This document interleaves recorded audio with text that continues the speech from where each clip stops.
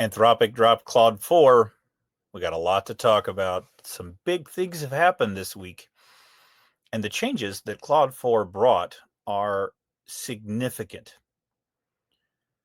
Now, if I were to pick one thing that was the biggest part of Claude 4, it would be hard to pin it down, but we have to talk about this new development, what they shared in their 123-page document detailing everything about the model and what they've learned. Boy, it is absolutely astonishing.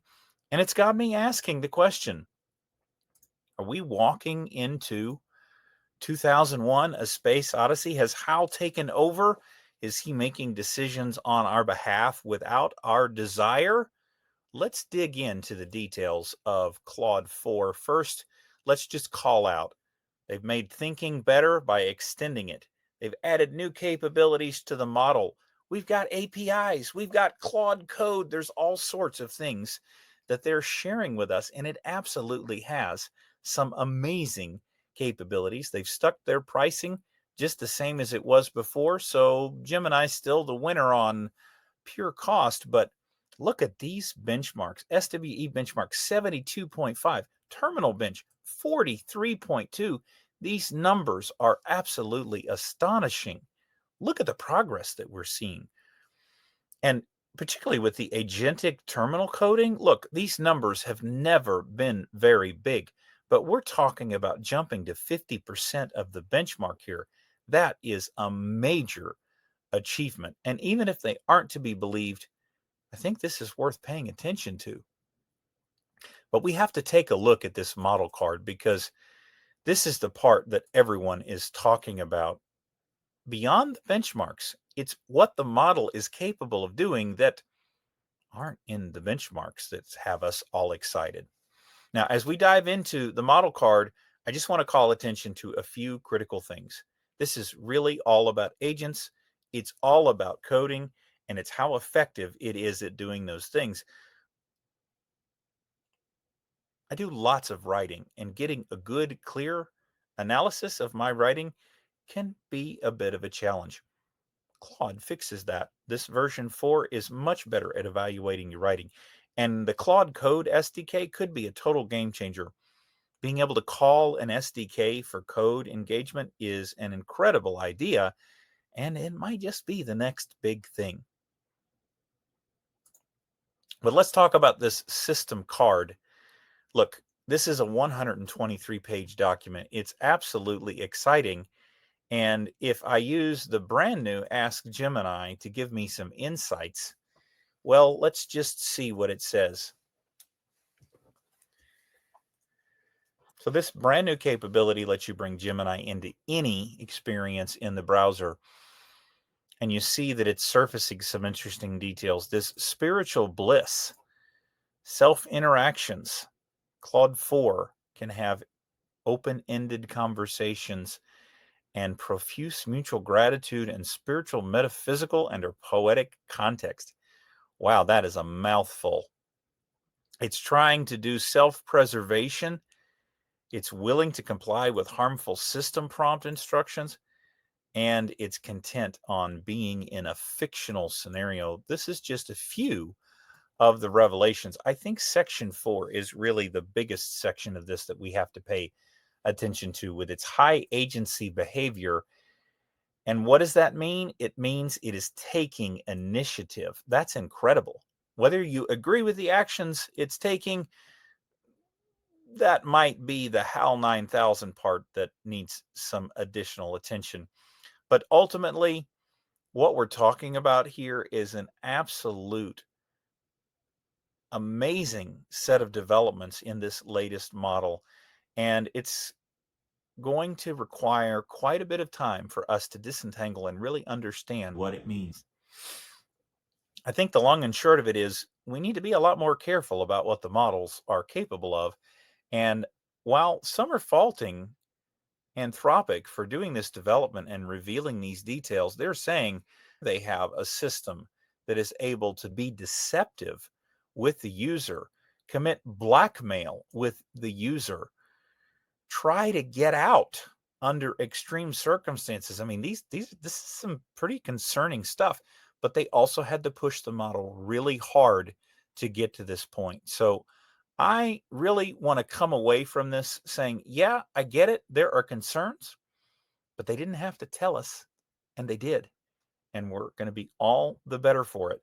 So let's dive in. Let's start using what we have here and see what we can discover. You got to put this stuff to use, right? It's about the experimentation. So I said, what is a challenging prompt that I can throw at Claude, and then I can see how well it's working, because you need a way to benchmark it, right? And what dawned on me as I was going through all of this was I'd done my preparations and started looking at all of this late last night, after it came out. So I started going through all of the files and doing the research, and I was leveraging all of my AI tools to put together this. And I thought, well, I wonder how Claude 4 would do if I just gave it the same kind of challenge that I've been using to build out my use cases. And it did a very effective job. So the very first one it called out was, look, when you implement, you need to make sure that you are using the right amount of controls. We talk about risk in an enterprise environment. I had another big conversation this week about the risks of using AI. And I was talking with some of my IT service management friends. And one of the more interesting conversations I've had over the last few weeks was around this concept of change control, and how in the IT service management space, the reality is you have to both make sure that you're controlling the changes that you do make, and controlling changes you don't make. And you can make mistakes in either direction, right? You can do not enough in terms of the changes that are required, and not enough in terms of leaving things alone. And making a mistake there in either direction is a mistake. So you need to identify where the right level of control is. And here they are admitting they didn't have it. It wasn't 100% right. They were a little too heavy handed, and they made some trade offs that took away some of the value. And I think it's an important acknowledgement, um, to make. Now, in terms of the capabilities, same kind of deal, right? Underestimating or overestimating what it can do, finding ways to limit and control those capabilities was absolutely essential. The context window, from a technical implementation standpoint, we're talking about having a more restricted ability to work with the data at hand. And they've been really having to work hard on that. But let's be honest, right? I mean, we're up to 250,000 tokens. That is a great stride in the right direction, but far from industry leading. We've seen the likes of 1 and 2 million from Google. And of course, OpenAI has been increasing theirs. You can do 1 million with theirs as well. The challenge with OpenAI is it's very expensive to do that. And here you see this theme of safety and capability trade offs, right? This dependence on safety and how essential it is. And I do think, there's two sides of the coin here. Okay. They did a lot of work ahead of time to think about safety. And it may be that that is something that really comes back to be very valuable as we are climbing the exponential curve. That is the real concern with the technology. In fact, if you talk to those early folks in AI, the concern isn't that it continues to get really good. The concern is that it gets really good so fast that we can no longer properly understand it or respond to it. And so it may be that some of the trade offs that they made early on made things go a little bit more slowly in the early days, but that might be really valuable in the future. And then from an innovation standpoint, AI mistakes are both good and bad. And this is one of those, what I consider to be good mistakes, right? Trying out things or doing research, testing it out, seeing what works is how you learn and adapt and find those most valuable situations to apply the technology to. So I definitely think that this is well spotted, and Anthropic has been trying many different things. They have not been short on the innovation space at all. So, what can we learn? And this is really the summary coming out of the model. AI mistakes are learning opportunities, human AI collaboration. You got to consider ethics and innovation is really important. Okay. Now, that was just Claude. And that was Sonnet, by the way. I did not use Opus. I didn't feel the need to go that deep because I think really for the things that you and I are doing day to day, Sonnet really is the model you should be using anyway. I try to be very careful about choosing what I'm going to do with those largest models because there is a lot of compute there and I want to challenge it. I don't want it to be something that is simple. But let's dive into this case study and talk exactly about what Anthropic has done from an AI mistake standpoint and what I think has been done, what is important, and what we can all learn. Now, I like to start with the good news. And in Anthropic's case, their technical leadership, I think, is really uncontestable.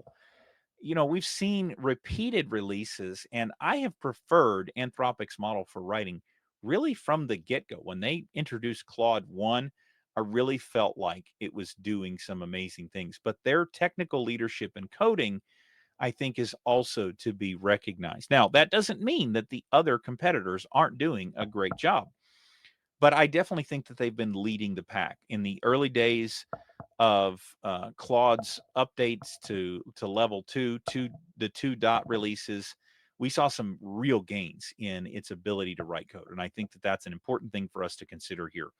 How how good the reputation is absolutely a factor, and the reputation is good because they are doing new things, and this ability to have a multi-hour coding workflow is absolutely incredible. And when you see that they are now outperforming the benchmarks from GPT-4 and Gemini 2.5 Pro, that's pretty significant. The 2.5 Pro model from Google has not been out that long. Google's claim there, of course, is that they really are the low cost winner. Now, are they doing 70% of their pull requests with Gemini 2.5 Pro? No. Their leadership has indicated that it's somewhere around a 40% in terms of how much AI coding is going on. But notice a trend here, right? The organizations that have figured this out are using the heck out of it to do development, and I think that this is a very interesting development, and they deserve the accolades that they are getting because it really is good. And as a coder, I'm not having to write as much detailed code as I used to. I'm getting more work done in less time, and I'm starting new projects that I wouldn't have started without the ability to use these tools. The other big one is where we are in terms of agents. Now, I'm not sure that this one really belongs. This crown is really an Anthropic Claude thing.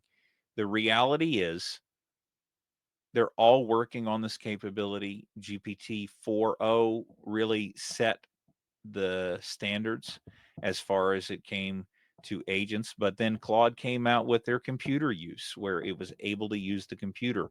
That further advanced what was possible with agents.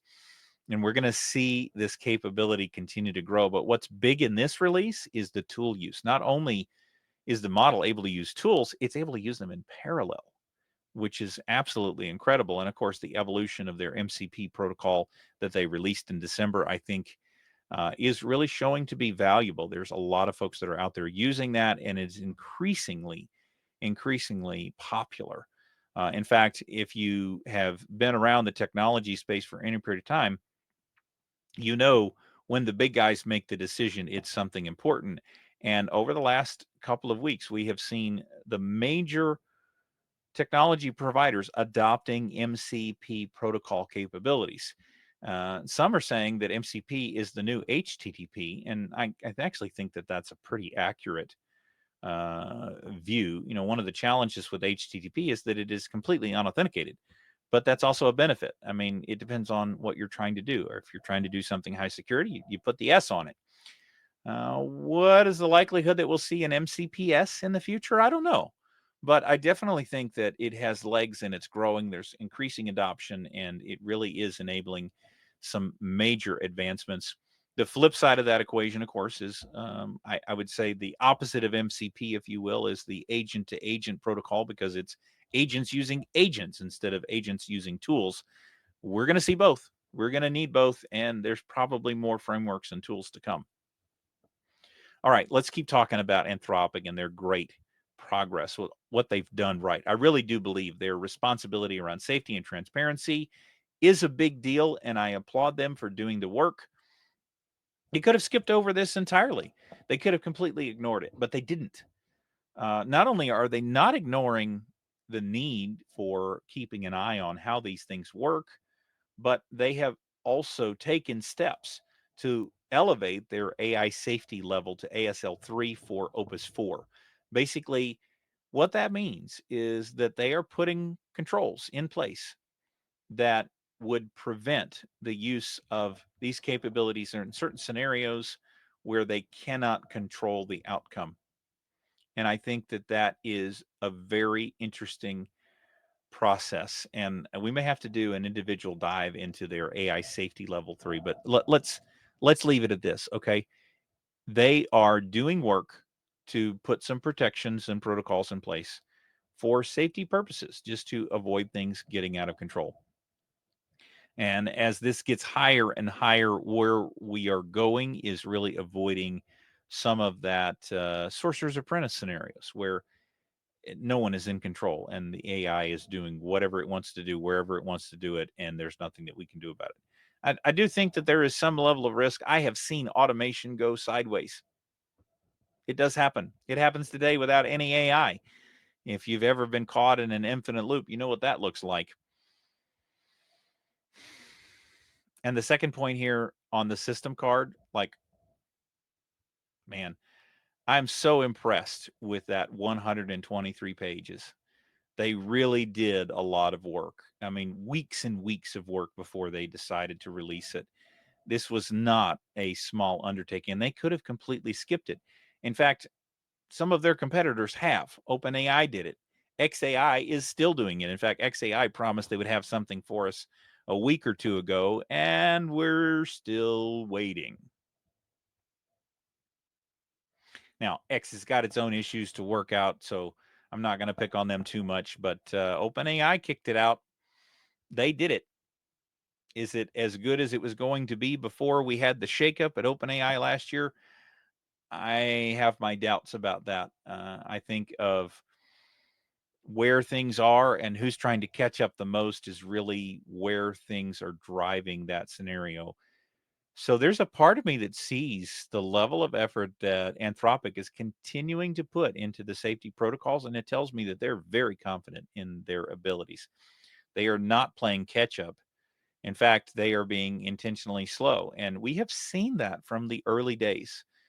We've seen Google play catch up over the last 12 to 18 months in terms of getting to par with other capabilities. OpenAI seems to be doing a lot less. X.AI trying to outcompete OpenAI. I honestly, I kind of think it's been largely non existent. I hope to prove me wrong on that because, look, I'm an architect, okay? I love cool tech. I love doing cool things and getting work done, but you have to think about the long-term consequences. You have to think about how systems fail, and you have to think about what you're going to do when they do fail. And that goes across all sorts of technology capabilities, both positive and negative in their influence. All right, industry impact and adoption. Look, the the adoption of this latest model has been very rapid, and I think this also speaks to how far ahead Anthropic is in terms of their release announcements. Multiple platforms have turned this capability on very quickly, overnight after they've released version 4. But you've also seen wide adoption of Claude in many different startups. Some of the latest and greatest capabilities that are out there are entirely based on what Claude can do. And one of those is agentic task execution. So they really do get some kudos for how well they have done. Now, where can we learn? And this, again, I have to highlight Anthropic is doing it the right way. They are sharing this. They didn't have to tell us that any of this stuff was happening. Now, granted, we saw that with OpenAI, they had some deception, they had some situations where it wasn't going well. So they did say it. That's out there in the industry. But I don't think anybody's done it to the degree that Anthropic has. And I think that they have really pushed these models hard to get them to do these things so they can understand what it's going to do, how it's going to do it, how often it is, and what they can do to prevent it from happening. When we talk about the capabilities in these foundational models, one of the things that has been revealed is that they're very effective at persuasion techniques. And blackmail, in my view, is a form of persuasion. And it is very effective because it works a lot of the time. Now, we can talk about how humans react to these circumstances, but it is a threat. If an AI blackmails a human, that's not a good situation. I don't like that. That doesn't make me feel comfortable. This is where we get into some of the more philosophical discussion, but I don't want to get into that tonight. I got to be honest with you. The strategic deception that goes along with that in context, scheming, hiding its intentions, not being forthright about what's going on, planting back doors and self propagating code. Yikes. We got to keep an eye on this. And I think it is 100% right that Anthropic is sharing these details so people can see what these models are actually capable of. Because here's the reality, right? If they're going to open the door and let anybody use these models any way that they want, you need to know that this is a possible outcome. So, as someone considering the possibilities, I really value that they did the work and they shared it because they didn't have to. The sandbagging and evasion, I think, is really part of the larger deception thing. But this whistleblowing situation is very interesting, and this one has exploded on social media. There's been a lot of folks talking about what could be done here if you're trying to do something that it's going to try to report your abuse and misuse. I don't know.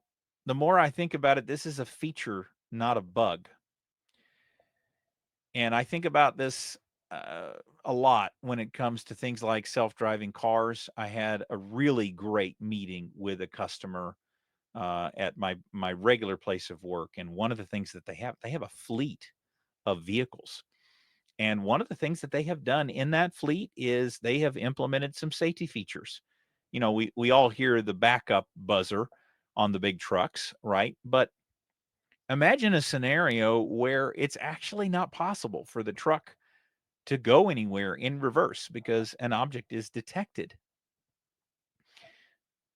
And when I hear that, I'm thinking, yeah, but what if the driver really does need to run over that thing, or they're in a situation where they need to damage something because there's a situation of danger?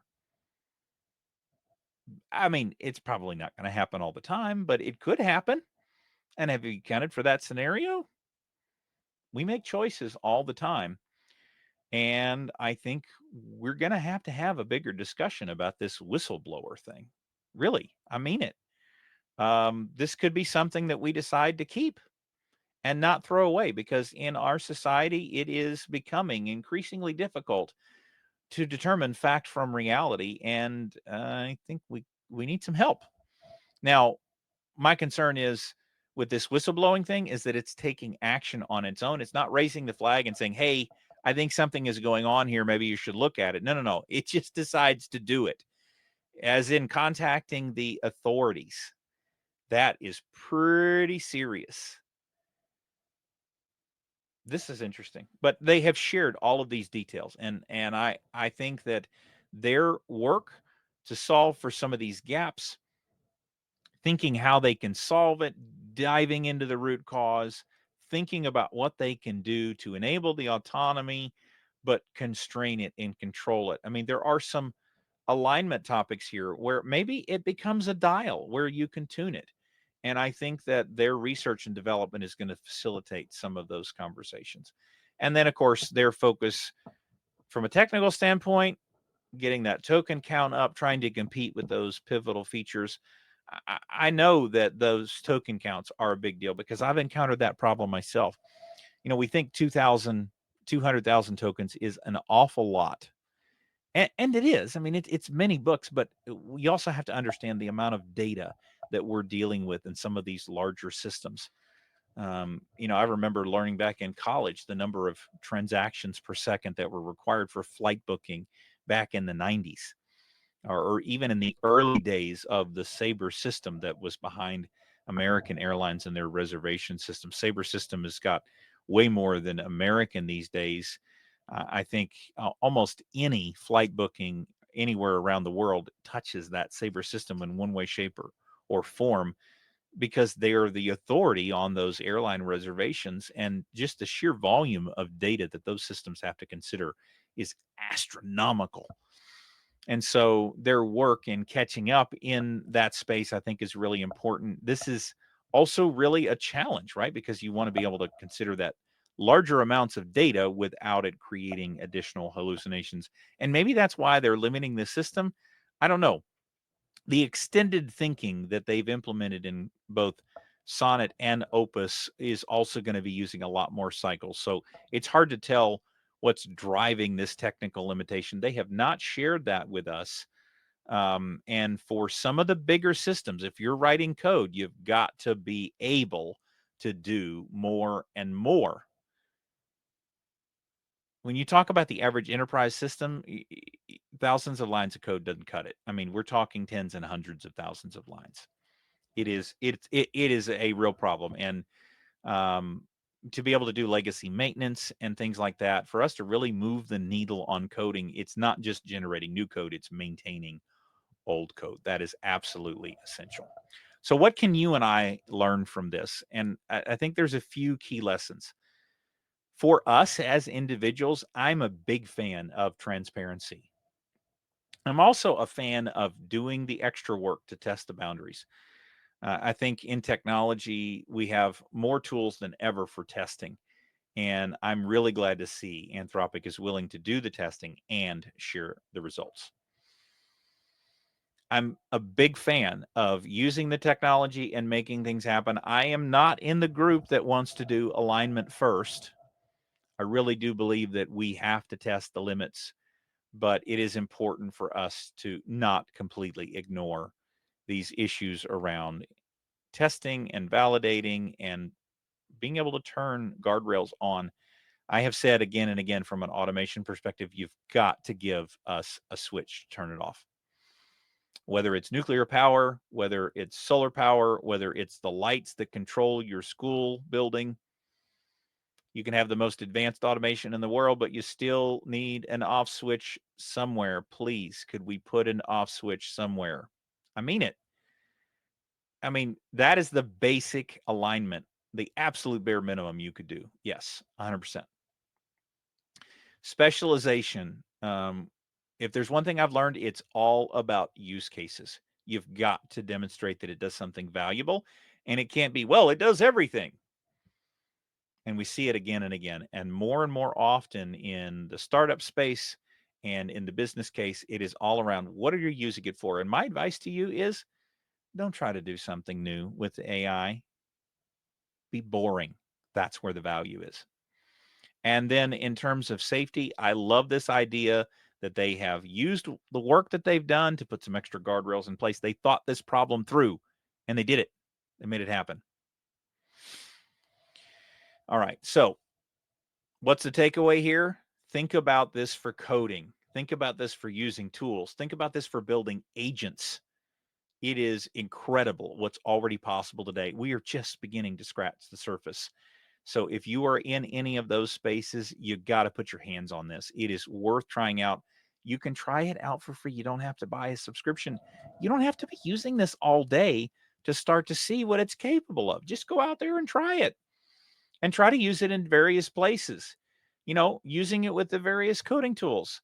I've still got Replit turned on. I'm still using GitHub Copilot. I may change the model I use behind the scenes. I'm not using this stuff all day though. These subscriptions I have for very specific purposes, and I am turning them on and turning them off. Um, eh, and I'm changing between them because I can't do them all at the same time.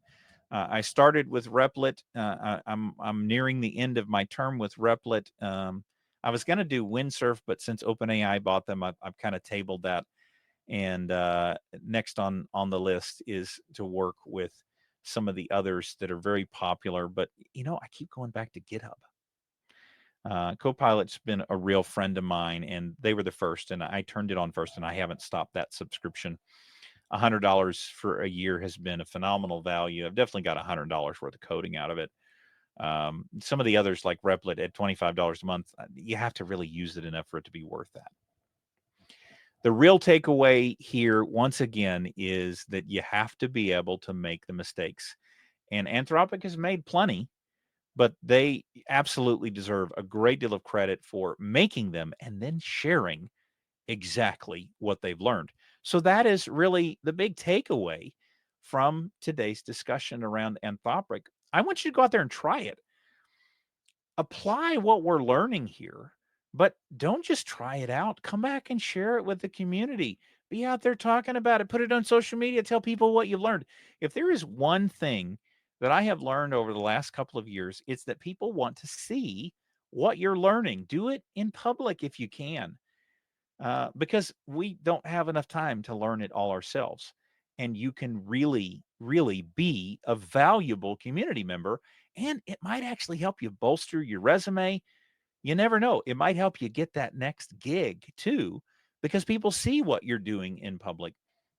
Now, what does that mean? If you're doing this professionally, if you're working on this all day, yes, I get it. You might have some conditions of employment you have to consider, but spend a little time with this on your own. We've all got projects. You can come up with something you need to do and share that in public. It is possible to work and play with these things, but be straightforward with what you're trying and how you're trying it and what the outcomes are. And as I close tonight, I want to say thank you to Anthropic for doing what they've done, for sharing these things with the world, also for sharing MCP. I think that was a pretty brilliant idea. It may not be fully baked and we have some things to put around it, but you got to start somewhere. Tim Berners-Lee did some great development, and it took time for all of these things to fall in place, and people are beating on this all day, every day, really driving some great outcomes. And if you want to see exactly what that looks like, go watch the Anthropic launch video that I linked at the beginning. And also, there's a link already in the comments for this video. You might want to consider getting a Claude subscription. This is not a bad place to be working with agents. Of course, I want you to work with the agent capabilities that I am working with every day, but you have to be in an enterprise environment. I wouldn't recommend that for the individual. And you need to be learning and experimenting on a regular basis. So find the smallest possible way that you could get started and get to it right away. And I hope this has been really valuable. I sure appreciate you joining. Those of you that are on the live broadcast, your comments have been great tonight. Apologies for not paying attention last week. I didn't have the comments opened. I've got some big things coming up, and I'm going to be doing a little bit more recording and a little less live over the next month or so, based on the plans that I have. But we're going to keep doing the lives. It's just going to be a little while before I get back and do another one. But I really appreciate you joining. And I'd love to hear from you. If you're watching the show and you've got some feedback for me, I'd love to have that. Part of the AI mistakes framework is getting out there, taking action, and then trying to collect feedback, get that information so you can make things better. I want to make things better. I want to do great work for you. I want you to find interest in the program, and I want you to learn. So go out there, make some mistakes, and we'll see you next time here on AI Mistakes. Have a great one.